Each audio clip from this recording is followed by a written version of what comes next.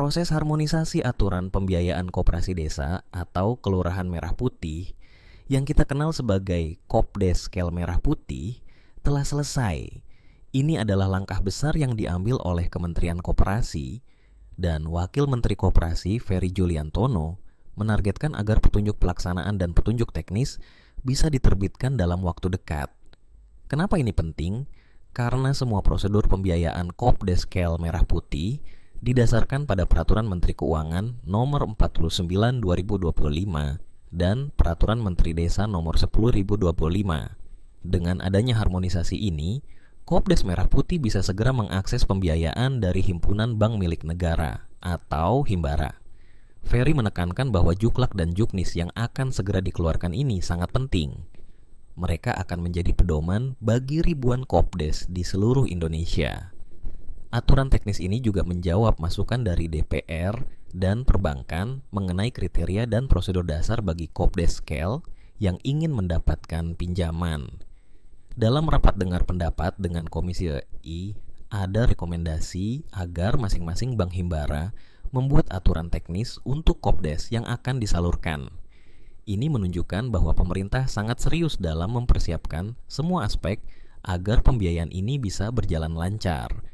Saat ini, sekitar 7.000 dari 16.000 Kopdes Merah Putih yang sudah terdaftar diproyeksikan bisa segera mengakses pembiayaan.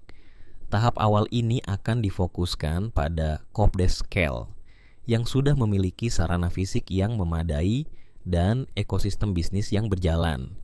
Mereka bisa mulai mengakses pembiayaan ini secara bertahap, mulai dari akhir Agustus hingga September. Proses verifikasi terhadap Kopdeskel yang memenuhi kriteria sedang dilakukan. Ferry juga mengapresiasi inisiatif anggota Bank Himbara yang telah menyusun aturan teknis mandiri terkait skema penyaluran pembiayaan. Penyusunan aturan ini mengacu pada PMK nomor 49 2025 dan Peraturan Menteri Desa nomor 10 2025. Dalam Juklak dan Juknis tersebut, terdapat beberapa aspek penting yang harus diperhatikan oleh Kopdeskel Merah Putih untuk mengakses pembiayaan, seperti prosedur pengajuan proposal dan aspek teknis lainnya. Namun, ada tantangan yang harus dihadapi, seperti keterbatasan dalam penyusunan proposal dan minimnya kapasitas pengurus. Ini menjadi fokus pemerintah, di mana Kemenkop akan bertanggung jawab dalam memberikan pelatihan pembuatan proposal bisnis agar koperasi siap secara administratif dan manajerial. Dengan adanya aturan yang lebih sederhana dan pengawasan yang kuat, ditambah pelatihan yang terintegrasi, pemerintah optimis bahwa pembiayaan Kopdeskel Merah Putih oleh Himbara dapat berjalan efektif. Wakil Menteri Desa dan Pembangunan Daerah Tertinggal, Ahmad Riza Patria, juga mengingatkan pentingnya koordinasi antar kementerian dan lembaga yang terlibat.